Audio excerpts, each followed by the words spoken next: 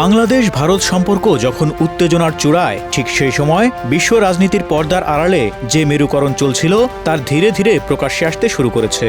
দক্ষিণ এশিয়ার এই গুরুত্বপূর্ণ ভূখণ্ডকে ঘিরে এখন আর শুধু দিল্লি ঢাকার দ্বন্দ্ব নয়, বরং যুক্তরাষ্ট্র, পাকিস্তান, তুরস্ক, চীন সবাই নিজ নিজ অবস্থান থেকে হিসাব করছে। এই জটিল দাবার বোর্ডে এবার খোলাখুলিভাবে নিজের চাল ফেলেছে ভ্লাদিমির পুতিনের রাশিয়া। এতদিন নীরব পর্যবেক্ষকের ভূমিকায় থাকলেও সাম্প্রতিক বক্তব্যে মস্কো স্পষ্ট করে দিয়েছে বাংলাদেশ ইস্যুতে তারা আর হাত গুটিয়ে বসে থাকতে চায় না। 23শে ডিসেম্বর ঢাকায় নিযুক্ত রুশ রাষ্ট্রদূত আলেকজান্ডার খোজিনের বক্তব্য এ নতুন বাস্তবতার ইঙ্গিত দেয়।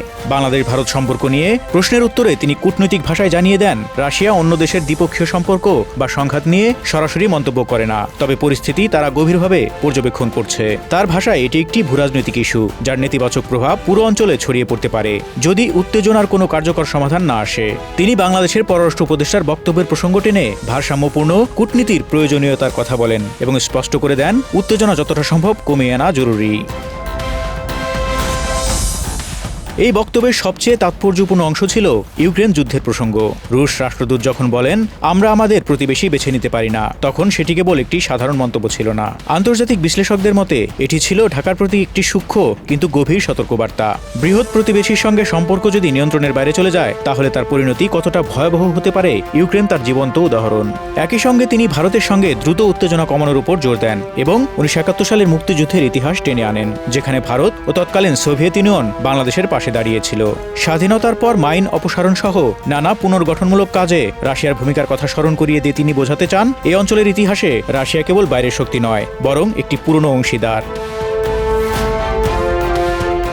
এই বক্তব্য বিশ্লেষণ করলে স্পষ্ট হয়, বাংলাদেশকে ঘিরে চলমান ভূরাজনৈতিক নাটকে রাশিয়া আর নিরপেক্ষ দর্শক থাকতে চায় না। একই সঙ্গে এটাও পরিষ্কার যে ভারতের সঙ্গে রাশিয়ার সম্পর্ক কেবল কৌশলগত নয়, বরং দীর্ঘদিনের পরীক্ষিত মিত্রতার বন্ধনে আবদ্ধ।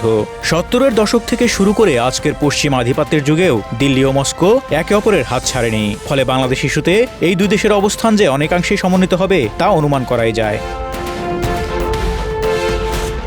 এই প্রেক্ষাপটে রুশ রাষ্ট্রদূতের বক্তব্যের মাত্র 2 দিনের মাথায় বিএনপির চেয়ারম্যান তারেক রহমানের দেশে ফেরাকে অনেকেই নিছক কাকতালীয় ঘটনা হিসেবে দেখছেন না। সামাজিক যোগাযোগ মাধ্যমে শুরু হয় ব্যাপক আলোচনা, এই প্রত্যাবর্তনের পেছনে কি ভারত রাশিয়ার যৌথ কূটনৈতিক হিসাব কাজ করছে?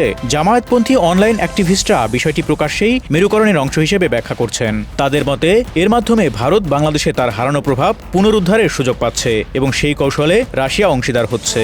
বিএনপিপন্থী মহল এ বিষয়ে তুলনামূলকভাবে নীরব থাকলেও এই আলোচনাকে তারা পুরোপুরি উড়িয়ে দিচ্ছেন না। আওয়ামী লীগপন্থী অনলাইন সমর্থকদের প্রতিক্রিয়া আরও জটিল ও দ্বিধাবিভক্ত। একাংশ মনে করছে ভারত ও রাশিয়া ইচ্ছাকৃতভাবে আওয়ামী লীগ বিএনপি দ্বিমুখী রাজনীতিকে আবারও সক্রিয় করতে চাইছে। তাদের যুক্তি, তারেক রহমানের প্রত্যাবর্তনের মধ্য দিয়ে ভবিষ্যতে সজীব ওয়াজেদ জয়ের মতো চরিত্র রাজনীতিতে ফের সক্রিয় হতে পারেন এবং দেশ আবার পুরনো দ্বিদলীয় প্রতিদ্বন্দ্বিতার ধারায় ফিরে যেতে পারে। এই অংশটি ভারত রাশিয়ার ভূমিকাকে ইতিবাচক হিসেবেই দেখছে। তবে আরেকটি অংশ সম্পূর্ণ ভিন্ন মত পোষণ করছে। 2024 সালের 5ই আগস্টের আগে ও পরে ভারত ও রাশিয়ার স্পষ্ট সমর্থন পেয়েও আওয়ামী লীগ মাঠের রাজনীতিতে কোনো বাস্তব সুবিধা আদায় করতে পারেনি। ফলে দিল্লি ও মস্কো ধীরে ধীরে আওয়ামী লীগের উপর আস্থা হারাচ্ছে এবং তাদের কূটনৈতিক মনোযোগ এখন তারেক রহমানের দিকে ঝুঁকছে। এই পরিবর্তন ভবিষ্যতে আওয়ামী লীগের রাজনীতিতে ফেরা আরও কঠিন করে তুলতে পারে বলেও তারা মনে করছেন। তবে পুরো ঘটনা প্রবাহ যদি বিস্তৃত দৃষ্টিকোণ থেকে দেখা হয়, তাহলে একটি বিষয় পরিষ্কার হয়ে ওঠে, রাশিয়ার আগ্রহ কেবল রাজনৈতিক সমীকরণে সীমাবদ্ধ নয়। মস্কোর সবচেয়ে বড় স্বার্থ নিহিত রয়েছে রূপপুর পারমাণবিক বিদ্যুৎ কেন্দ্র প্রকল্পে, যা রাশিয়ার জন্য একটি বিশাল বিনিয়োগ ও কৌশলগত উদ্যোগ। বাংলাদেশের অভ্যন্তরীণ রাজনীতিতে যেই ক্ষমতায় আসুক না কেন, রাশিয়া চায় এই প্রকল্প যেন কোনোভাবেই থমকে না যায়। যুক্তরাষ্ট্রের নিষেধাজ্ঞার কারণে রূপপুর প্রকল্পের অর্থায়ন জটিল হয়ে পড়ায় মস্কো এখন বার্টার সিস্টেম বা বিকল্প লেনদেন কাঠামোর মাধ্যমে বাংলাদেশের সঙ্গে অর্থনৈতিক সম্পর্ক বজায় রাখার পথ খুঁজছে।